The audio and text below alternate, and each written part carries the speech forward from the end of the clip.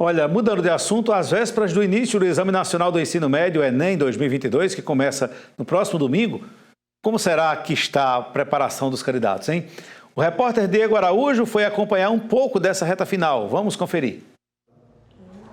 Para a Natália, 2022 foi um ano puxado, de muitos estudos.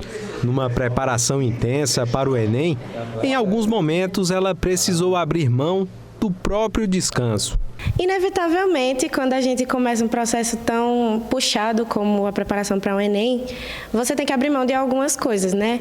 Por exemplo, eu nunca estudava no final de semana, sábado e domingo. E eu tive que, esse ano, para poder cumprir as metas e os objetivos, estudar no sábado, que para mim foi uma dificuldade enorme. E abrir mão de viagem, enfim. Mas sempre separando um tempo para lazer, que a gente precisa cuidar da cabeça, que acima de tudo é ela que determina muito mais nosso desempenho do que o conteúdo, talvez. Dimitri vai tentar uma vaga no concorrido curso de medicina, mas como vem se preparando há muito tempo, diz que esse ano foi tranquilo. Eu pensei que teria mais pressão, assim, seria mais puxado, mas com a ajuda dos professores, o auxílio dos professores, dos meus colegas também, eu consegui estudar direitinho, ficar tranquilo assim. Eu estudava em média, assim, tipo, não tinha um horário fixo, sabe, de estudo, mas eu estava em média umas 6, 8 horas, assim, por dia, né? E agora, na reta final, eu me preparo mais psicologicamente, assim, e preparo mais o meu emocional, tentando ficar tranquilo e saber que se eu não passar agora, não é o fim do mundo, né?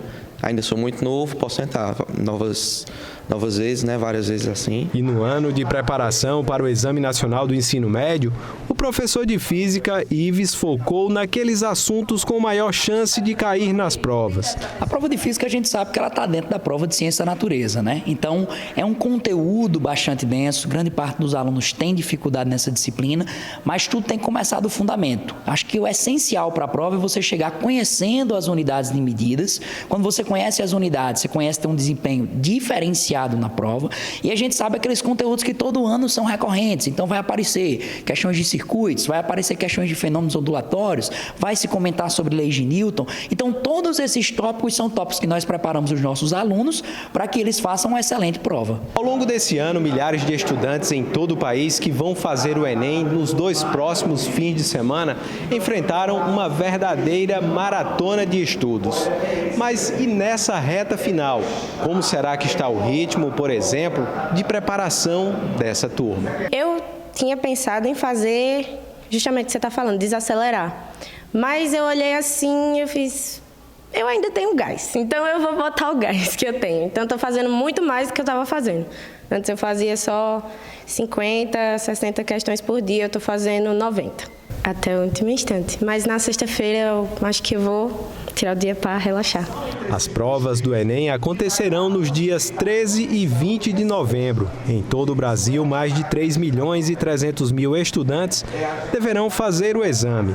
E como as provas do Enem são diferenciadas, com longos textos e questões que envolvem interdisciplinaridade, exige preparação específica. Esta coordenadora pedagógica dá algumas orientações de como os candidatos devem aproveitar os dias que antecedem a prova e até mesmo como fazer as questões no dia D.